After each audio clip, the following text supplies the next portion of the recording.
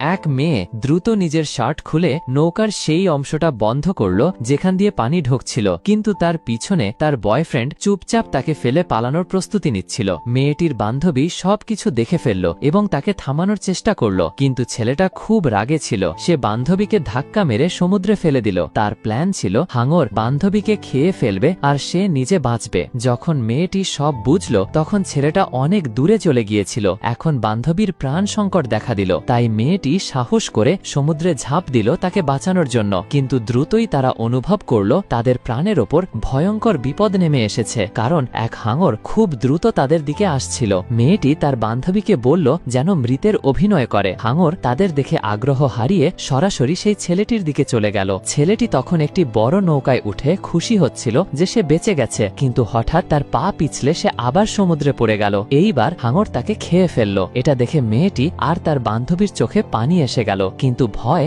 আরো বেড়ে গেল, কারণ হাঙর তখনও আশেপাশে ঘুরছিল। রাত নেমে এলো, নৌকাটা ডুবে যাওয়ার মতো অবস্থায়। তখন মেয়েটি দূরে ভাসমান একটি তক্তা দেখতে পেল। সে ভাবল তক্তাটায় গিয়ে উঠবে শার্ক আসার আগে, কিন্তু হাঙর নৌকাটা উল্টে দিল। তারা দুজনেই পানিতে পড়ে গেল। ওপরে উঠতেই মেয়েটি দেখল বান্ধবীর পা কেটে গেছে আর প্রচুর রক্ত বের হচ্ছে। হাঙর তাদের অবস্থান বুঝে গেল। মেয়েটি দ্রুত তক্তায় উঠল আর বান্ধবীকে টানতে চেষ্টা করল, কিন্তু হাঙর তার পা ধরে ফেলল এবং টেনে নিয়ে গেল বান্ধবীকে গভীরে। নিজের বান্ধবীকে মরতে দেখে মেয়েটি ভয়ে অজ্ঞান হয়ে গেল। সচেতন হলে প্রচন্ড ঠান্ডা লাগছিল। শরীর ঘষে গরম রাখার চেষ্টা করল। পাশে একটি বাক্স পেল। এর ভেতরে ছিল পানি, পেট্রোলের ডিব্বা, একটি সিগন্যাল গান আর 3টি গুলি। সে গানে গুলি ভরে দূরে একটি জাহাজে ইশারা করল, কিন্তু কেউ দেখতে পেল না। গুলি পানিতে পড়তেই হাঙর আবার জেগে উঠল। সে আবারও গুলি চালাল আর চিৎকার করল, কিন্তু এবারও কেউ এলো না। এখন তার মনে হলো আর বাঁচবে না। ঠিক তখনই হাঙর আক্রমণ করল। তার কাছে তখন শুধু